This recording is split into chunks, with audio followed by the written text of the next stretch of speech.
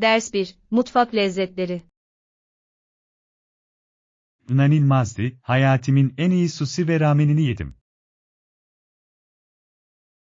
Kulağa harika geliyor. Yemek için nereye gittin? Şehir merkezinde Japon mutfağı konusunda uzmanlaşmış küçük bir yeri ziyaret ettim. Restoranın taze malzemeleriyle harika bir üne sahip olduğunu duydum. Evet, her lokma lezzetle doluydu, doyamadım. Tahmin edebiliyorum. Mükemmel pişmiş eristelerin dokusu rakipsizdir. Kesinlikle. Daha önce hiç görmediğim bazı benzersiz ruloları bile denedim. Yeni yemekler denemeyi seviyorum. Yeni tatlar keşfetmek her zaman heyecan vericidir. Gelin birlikte oraya bir gezi planlayalım, bu deneyimi sizinle paylaşmayı çok isterim. Ders 2. Küreselleşme tartışması. Son zamanlarda en çok tartışılan konulardan biri de küreselleşmedir. Evet, gerçekte ne olduğu konusunda çok az fikir birliği olsa da etkisi inkar edilemez. Kesinlikle. Ekonomileri, kültürleri ve hatta çevreyi etkiler. Farklı insanların küreselleşmeye çeşitli şekillerde bakış açısının ilginç olduğunu düşünüyorum. Evet, bazıları bunu büyüme fırsatı olarak görürken bazıları da tehdit olarak görüyor. Karmaşıklığını anlamak için birden fazla bakış açısını dikkate almak önemlidir. Kesinlikle. Daha derin içgörüler elde etmek için bu bakış açılarını tartışmaya devam edelim. Bunu çok isterim. Bu sohbetlere katılmak gerçekten ufkumuzu genişletebilir. Evet, küreselleşmenin nüanslarını anlamak günümüzde çok önemlidir. Ders 3. Seyahat tercihleri. Evet, treni bir seçenek olarak değerlendirdim ama taksinin rahatlığını tercih ediyorum. Bu mantıklı. Taksiler daha doğrudan olabilir ve zamandan tasarruf sağlayabilir. Kesinlikle. Özellikle bagajım olduğunda veya acelem olduğunda. Kabul ediyorum. Bu şekilde seyahat etmek de daha rahat olabilir. Evet, gideceğim yerin hemen gerisinde bırakılmayı seviyorum.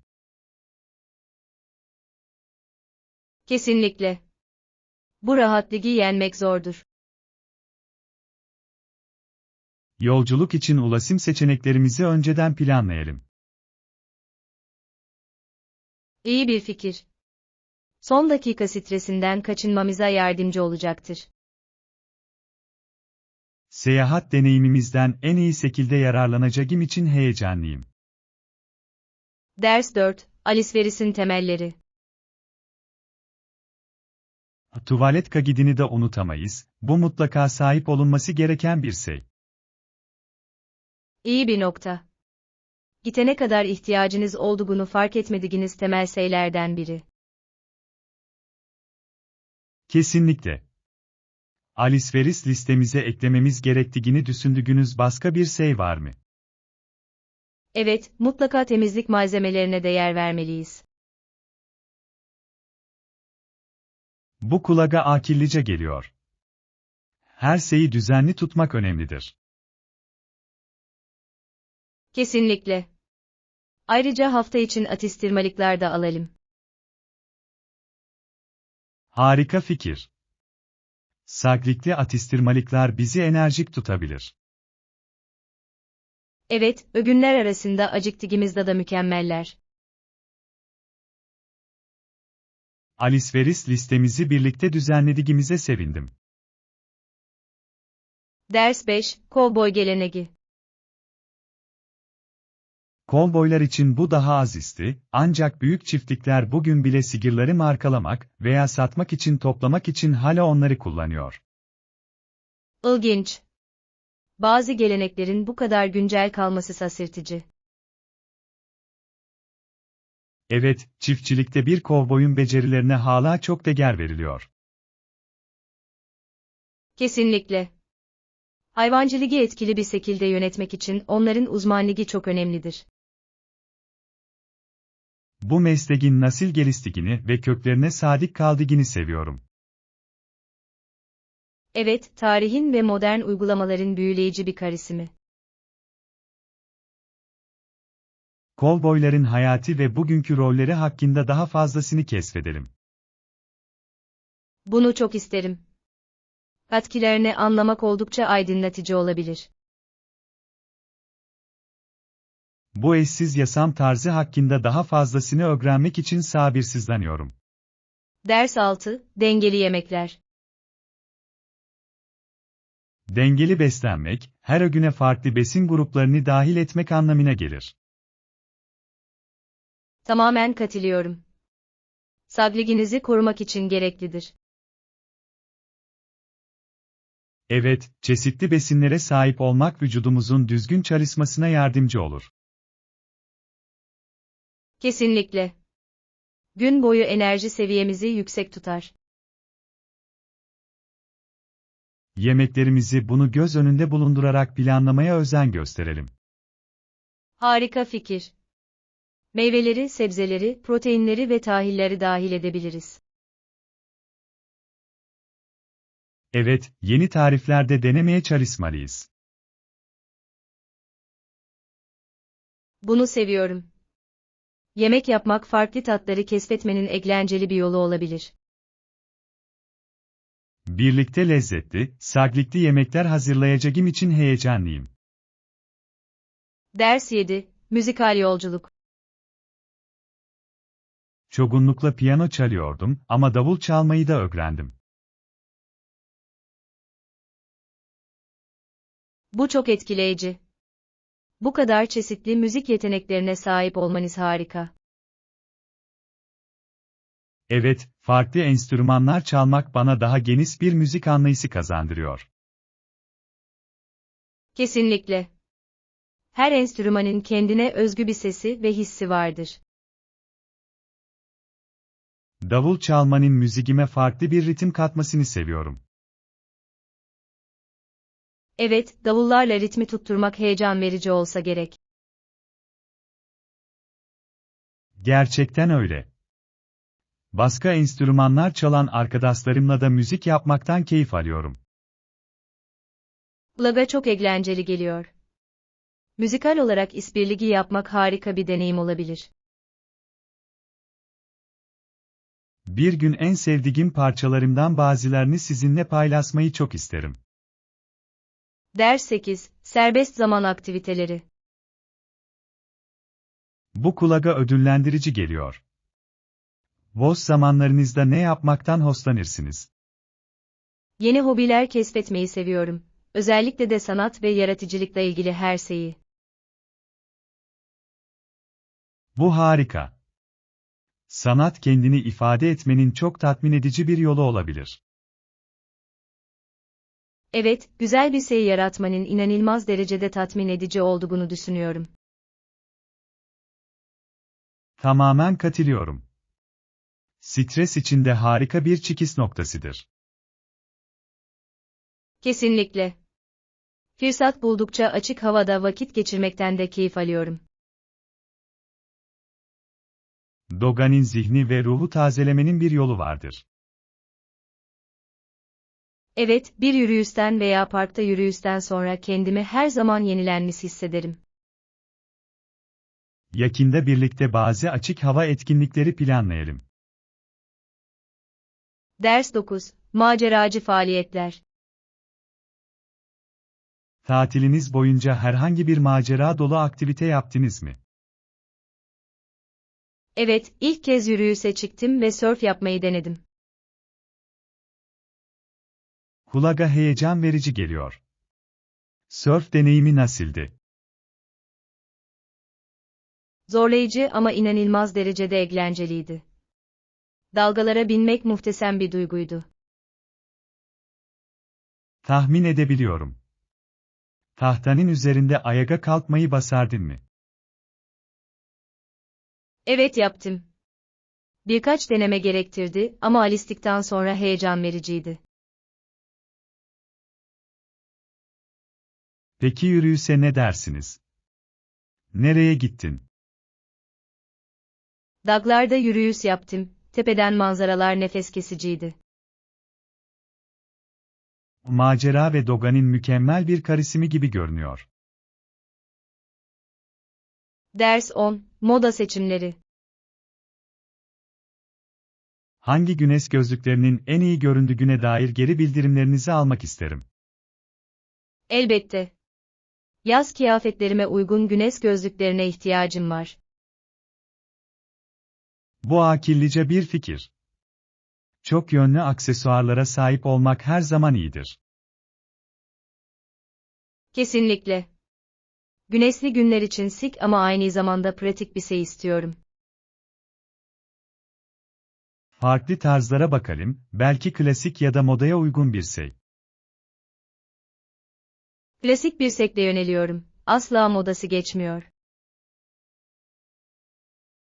İyi seçim. Klasik güneş gözlükleri her görünümü tamamlayabilir. Evet ve açık hava etkinlikleri için de dayanıklı olmalarını istiyorum. Tüm ihtiyaçlarınızı karşılayan mükemmel çifti bulalım. Ders 11, aksesuar alışverişi. Şehir merkezinde çok çeşitli modaya uygun aksesuarların bulunduğu bir butik var. Bazı benzersiz eşyaları bulmak için mükemmel bir yer gibi görünüyor. Evet, mücevherlerden çantalara kadar her şey var. Butikleri seviyorum. Her zaman başka yerde bulamayacağınız özel bir şeyleri vardır. Kesinlikle. Bu hafta sonu kontrol edelim. Bekleyemiyorum. Kıyafetlerimi öne çıkaracak bir parça arıyorum. Bu harika bir fikir. Aksesuarlar bir görünümü gerçekten dönüştürebilir. Evet, farklı tarzları denemeyi seviyorum. Haydi eğlenceli bir gün geçirelim ve tüm seçenekleri keşfedelim. Ders 12, Paris keşfi. Paris ikonik simgeleri ve sanatsal kültürü nedeniyle mutlaka ziyaret edilmesi gereken bir yer. Kesinlikle. Eiffel Kulesi ve Louvre listemin başında yer alıyor. Evet, Montmartre'nin büyüleyici sokaklarını da unutmayın. Sacré-Cœur'ün manzarasının nefes kesici olduğunu duydum. Gerçekten öyle. Üstelik Paris'in atmosferi başka hiçbir yere benzemiyor. Biz oradayken otantik Fransız mutfağının tadını çıkarmak için sabırsızlanıyorum. Evet, kruvasan ve makaronları denemek şart. Kafeleri keşfedip Paris atmosferine dalmak beni heyecanlandırıyor. Orada geçireceğimiz zamanı en iyi şekilde değerlendirmek için güzergahımızı planlayalım. Ders 13, pazarlama stratejileri. İyi bir fikir. Peki ya hedefli reklamlar? Evet, bu daha önce de hedef kitlemize ulaşmamızda etkili olmuştu. Hedefli reklamlar potansiyel müşterilerle bağlantı kurmamıza gerçekten yardımcı olabilir. Kesinlikle. Ürünlerimizle en çok ilgilenen demografik gruplara odaklanabiliriz. Neyin en iyi sonucu verdiğini görmek için önceki kampanyalarımızı analiz edelim. Evet, erişimimizi genişletmek için yeni platformlar düşünmeliyiz. Bir sonraki kampanyamız için yaratıcı fikirler üzerine beyin fırtınası yapmaktan heyecan duyuyorum. Ben de. Birlikte etkili bir şey ortaya koyabiliriz. Stratejilerimizi detaylı olarak tartışmak için bir toplantı ayarlayalım. Ders 14, sosyal medya detoksu. Sorun değil. Nasıl gittiğini bana bildirin, sosyal medya detoksu için aranıza katılabilirim. Harika bir fikir gibi görünüyor. Bir ara vermek canlandırıcı olabilir. Kesinlikle. Bir süreliğine bağlantıyı kesmek zihninizi temizlemenize yardımcı olabilir. Evet, gerçek hayattaki etkileşimlere ve deneyimlere odaklanmamızı sağlar. Dijital yaşamlarımızda dengeyi bulmanın önemli olduğunu düşünüyorum. Kesinlikle. Detoks sonrası nasıl hissettiğimi görmek beni heyecanlandırıyor. Bu süre zarfında birbirimize destek olalım, bunu kolaylaştıracaktır. Kabul ediyorum. Daha anlamlı anları sabırsızlıkla bekliyorum. Birbirimize hesap soralım ve deneyimlerimizi paylaşalım. Ders 15, Konaklama tercihleri. Elbette. Tek kişilik mi yoksa çift kişilik yatak mı istersiniz? Tek kişilik bir yatak benim için iyi olurdu. Kendi alanıma sahip olmayı seviyorum. Bu mantıklı. Tek kişilik bir yatak rahat ve konforlu olabilir. Evet, kesifle geçen uzun bir günün ardından iyi bir gece uykusu için mükemmeldir. Siz de güzel manzaralı bir oda talep etmeyi unutmayın. Bu harika bir fikir. Güzel bir manzaraya uyanmak her zaman güzeldir. Hangi seçeneklerin mevcut olduğunu öğrenmek için otele danışacağım. Teşekkür ederim. Ayrıntılara dikkat ettiğiniz için teşekkür ederim. Sorun değil. Yolculuğumuz için heyecanlıyım. Ders 16, Londra'nın simgesel yapıları. Londra'daki en ünlü binaların çoğu küçük ve merkezi bir bölgede yer almaktadır. Evet, bu kadar küçük bir alana bu kadar çok tarihin siktirilmesi inanılmaz. Bölgede milyonlarca ziyaretçiyi çeken çok sayıda devasa simge yapı bulunmaktadır. Londra Kulesi'ni ve Buckingham Sarayı'nı bizzat görmek için sabırsızlanıyorum. Kesinlikle. Her sitenin anlatacak kendine özgü bir hikayesi vardır. Şehirde yürümenin zamanda geriye adım atmak gibi hissettirmesini seviyorum. Evet, mimarisi ve tarihi gerçekten büyüleyici. Keşfederken bol bol fotoğraf çekmeyi unutmayın. Kesinlikle. Bu gezi unutulmaz anılarla dolu olacak. Ders 17, Paskalya gelenekleri. Geleneksel olarak Paskalya, Hristiyan inancının en önemli bayramlarından biri olmuştur. Evet, Hristiyanligin merkezinde yer alan İsa'nın dirilisini kutluyoruz. Kesinlikle. Birçok ailenin bu dönemde gözlemlenmesi gereken benzersiz gelenekleri vardır. Kutlamalar ve yansımalar için insanları bir araya getirmesini seviyorum. Evet, bayram yemekleri ve etkinlikleri onu daha da özel kılıyor. Yumurta avlarından ve Paskalya ile gelen süslemelerden keyif alıyorum. Umut ve yenilenmeyle dolu neşeli bir olay. Topluluğumuzun bu yılı nasıl kutladığını görmek için sabırsızlanıyorum. Yerel etkinliklere ve geleneklere mutlaka katılalım. Ders 18, Bulmaca çözme. Bir bulmacayı çözdükten sonra tamamlanan bu, kendinizi tatmin hissetmenizi sağlayan zihinsel bir egzersiz gibidir. Kesinlikle. Beyninizi çok eğlenceli bir şekilde zorluyor. Evet ve zorlu bir bulmacayı tamamladıktan sonra elde edilen başarı duygusu inanılmaz. Eğlendirirken zihnimi nasıl keskin tuttuğunu seviyorum. Kesinlikle. Uzun bir günün ardından gevşemenin harika bir yolu. Düzenli olarak birlikte bulmaca yapmayı alışkanlık haline getirelim. Bunu çok isterim.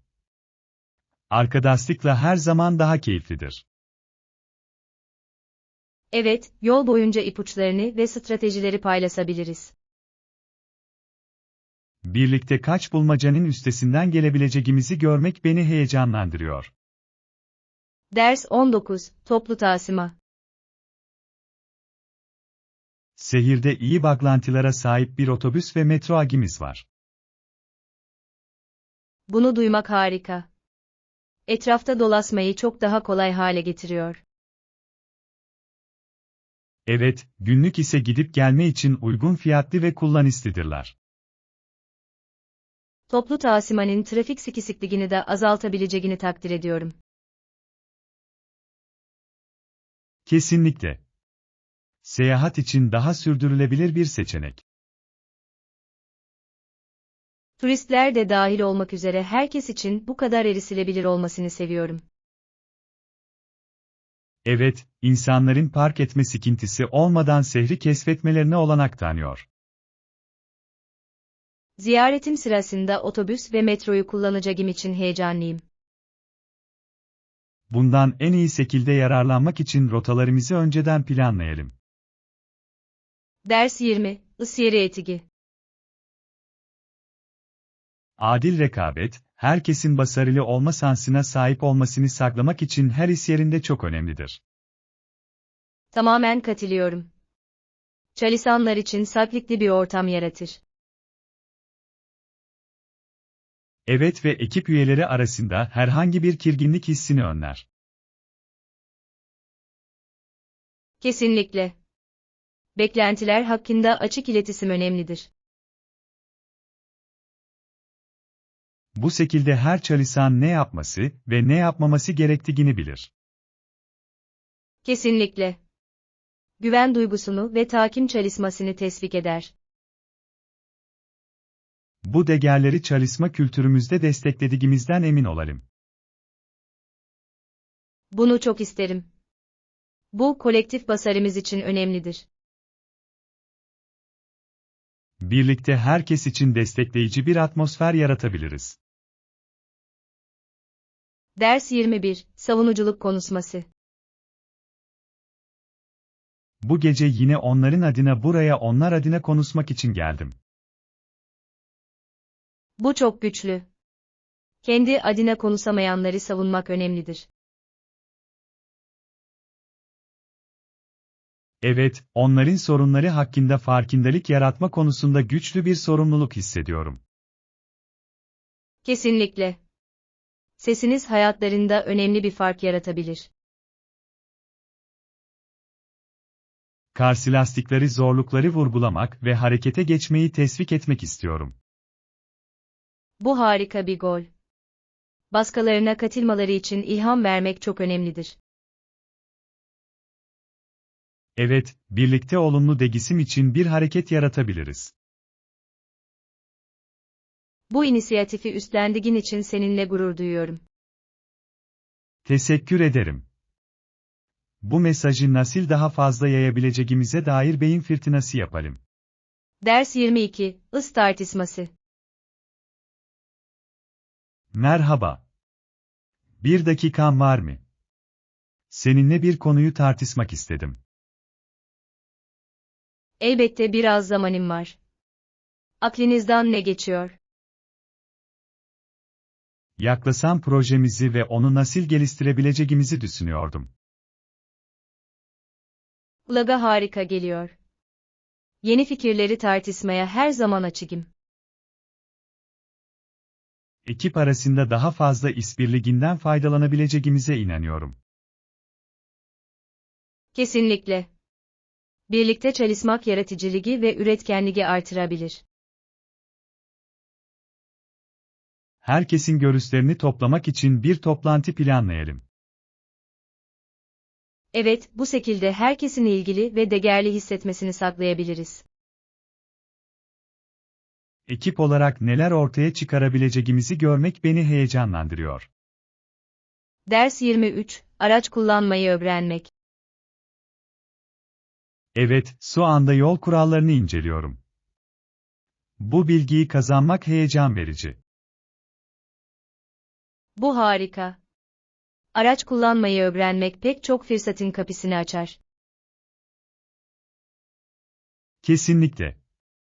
Yola çıkma özgürlüğünü hissetmek için sabırsızlanıyorum. Evet, ehliyet sahibi olmak seyahat etmeyi çok daha kolay hale getirecek. Daha önce hiç gitmediğim yerlere gitmeyi de sabırsızlıkla bekliyorum. Bu bir maceraya benziyor. Düzenli olarak pratik yapıyor musunuz? Evet, elimden geldiğince direksiyonun basına geçmeye çalışıyorum. Güven oluşturmanın ve becerilerinizi geliştirmenin en iyi yolu budur. Desteğinizi takdir ediyorum, bu beni gerçekten motive ediyor. Ders 24, seyahat süresi. Harika. Havaalanına gitmenin ne kadar süreceğini düşünüyorsunuz? Trafike bağlı olarak genellikle yaklaşık 30 dakika sürer. Bu mantıklı geliyor. Herhangi bir gecikmeye karşı önceden plan yapmak iyidir. Evet, her ihtimale karşı her zaman ekstra zamana izin veririm. Bence güvende olmak için 1 saat erken ayrılmayı hedeflemeliyiz. Bu akıllıca bir fikir. Uçuştan önce dinlenmemiz için bize zaman tanıyacak. Kesinlikle. Son dakika telaşından kaçınmak istiyorum. Ben de. Her şeyin paketlendiğinden ve yola çıkmaya hazır olduğundan emin olalım. Yolculuğumuz için heyecanlıyım. Harika bir macera olacak. Ders 25, olumlu etkileşimler. Bir gülümseme ve selamlamayla başlamak buzların kırılmasına yardımcı olur. Bu iyi bir fikir. Sıcak bir karşılama olumlu bir hava yaratır. Kesinlikle. İnsanların kendilerini rahat ve değerli hissetmelerini sağlar. Evet ve en basından itibaren açık iletişimi teşvik eder. Dostça bir atmosfer yaratmak için başka ne yapabiliriz? Başkalarını paylaşmaya teşvik etmek için açık uçlu sorular sorabiliriz. Bu harika bir öneri. Daha derin konuşmalara davet eder. Evet, onların yanıtlarını da aktif olarak dinlemeliyiz. Bunu seviyorum. Bu onların söyleyeceklerini gerçekten önemsediğimizi gösteriyor. Ders 26, ödeme yöntemleri. Ödeme sırasında genellikle daha iyi ödüller için kredi kartımı kullanırım. Bu çok akıllıca. Kredi kartları genellikle satın alma işlemleri için nakit para iadesi veya puan sunar. Kesinlikle. Harcamalarımı en üst düzeye çıkarmanın harika bir yolu. Yine de günlük harcamalar için banka kartımı kullanmayı tercih ediyorum. Bu mantıklı. Harcamaların bütçe dahilinde kalmasına yardımcı olur. Evet ve borç biriktirmeden yönetmek daha kolaydır. Yöntem ne olursa olsun harcamalarımızı mutlaka takip edelim. Kesinlikle. Bütçeleme finansal istikrarın anahtarıdır. Bu önemli konuları tartıştığımıza sevindim. Ders 27, eşsiz hediyelik eşyalar. Affedersin. Özel bir şey önerebilir misiniz? Seyahatlerimizden eşsiz bir hatıra arıyoruz. Bu harika bir fikir.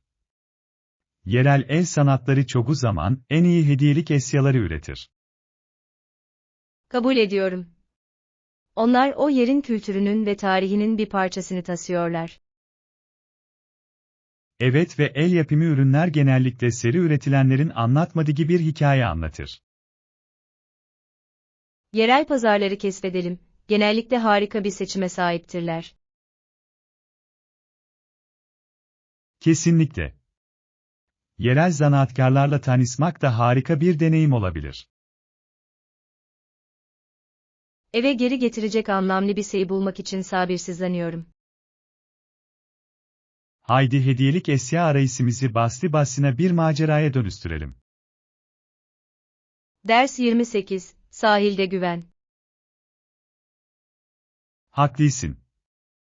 Plajda kendimi güvende ve sık hissetmek istiyorum.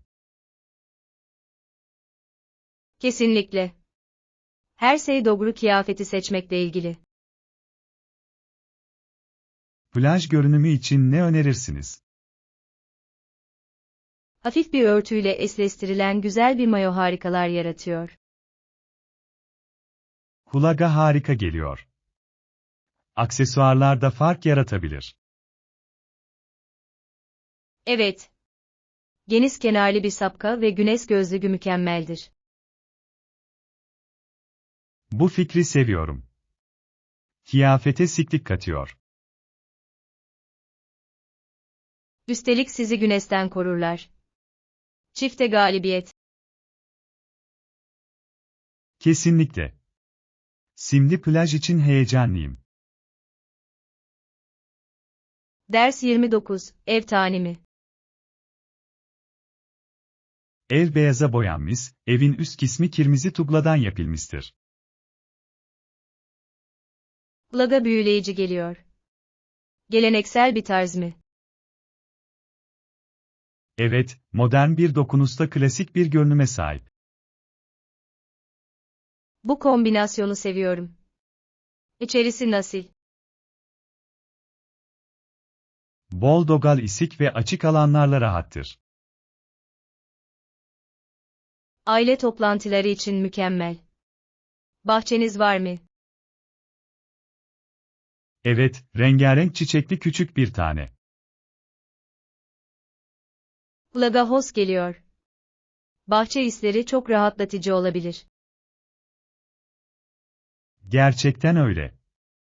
Açık havada vakit geçirmekten hoşlanırım. Ders 30, Hava dilekleri. Aynı şekilde. Bütün enerjimi tüketiyor. Önümüzdeki serin günler için dua edelim. Evet, güzel bir esinti canlandırıcı olabilir. En sevdiğiniz mevsim hangisi? Sonbaharı seviyorum, renkler çok güzel. Sonbahar çok güzel. Rahat kazakların tadını çıkarıyorum. Kesinlikle. Sıcak içeceklerin tam zamanı. Ve Doga'nın güzelliğinin tadını çıkarın. Bekleyemiyorum. Ben de. İzli bir degisim umuduyla buradayız. Ders 31, Balkon rüyaları. Daireler için çevrimiçi listeleri kontrol etmeyi denediniz mi? Evet, balkonlu ve park yeri olan birkaç tane buldum. Kulağa harika geliyor. Neye benziyorlar? Biri şehir silüetinin güzel bir manzarasına sahiptir. Vay, bu muhteşem olmalı. Pahalı mı? Biraz pahalı ama konumu itibariyle buna değer. Katılıyorum, bir balkon gerçekten yaşam deneyimini geliştirebilir. Kesinlikle. Sabahları dışarıda kahve içtiğinizi hayal edin. Kulağa mükemmel geliyor. Ders 32, Gizlilik kaygıları. Tamamen katılıyorum, bilgilerimize bu kadar kolay erişilebilmesi endişe verici. Kesinlikle mahremiyetin geçmişte kaldığını düşünüyorum. çevrimiçi ortamda gerçekte ne kadar güvende olduğumuzu merak etmenizi sağlar. Sak, tarama gibi basit şeyler bile takip edilebilir. Doğru, paylaştıklarımız konusunda dikkatli olmamız önemli. Artık her şey için farklı şifreler kullanıyorum. Bu akıllıca bir hareket. Önerdiğiniz uygulamalar var mı? Evet, şifre yöneticileri gerçekten yardımcı olabilir. Bunu araştırmalıyım. İyi bir çözüm gibi görünüyor. Ders 33, mükemmel bira. Anladım. Demleme için su sıcaklığı ne olacak? 195 derece Fahrenheit civarında su kullanmak en iyisidir. İlginç. Bu gerçekten bir fark yaratıyor mu? Kesinlikle. Kahvenin lezzetini ortaya çıkarır. Kaynar su kullanıyorum, belki de bu yüzden tadı kaçtı. Kesinlikle. Biraz daha düşük sıcaklıkta iyileştirebilir.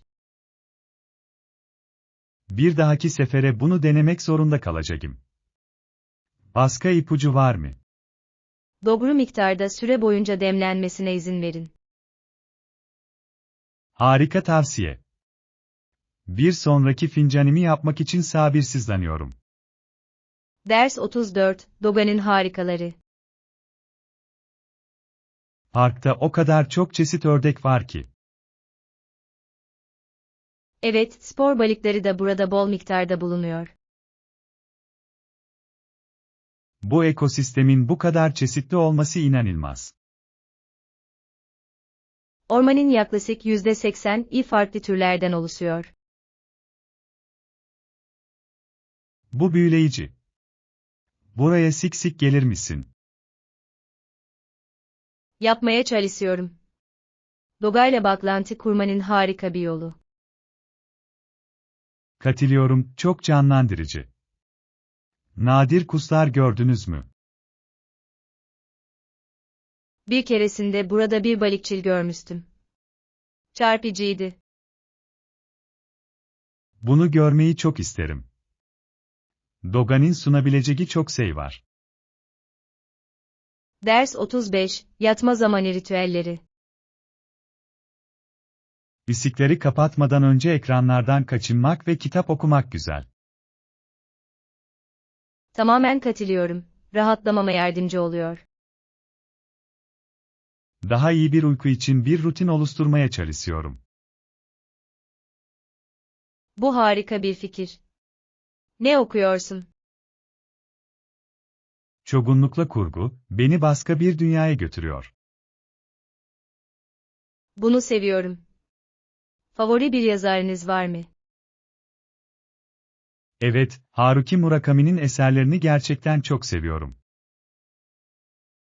O kadar eşsiz bir tarzı var ki. Belki kitaplarından birini okuyabilirim. Malisin. Bu harika bir kaçış. Ders 36, hizli arama.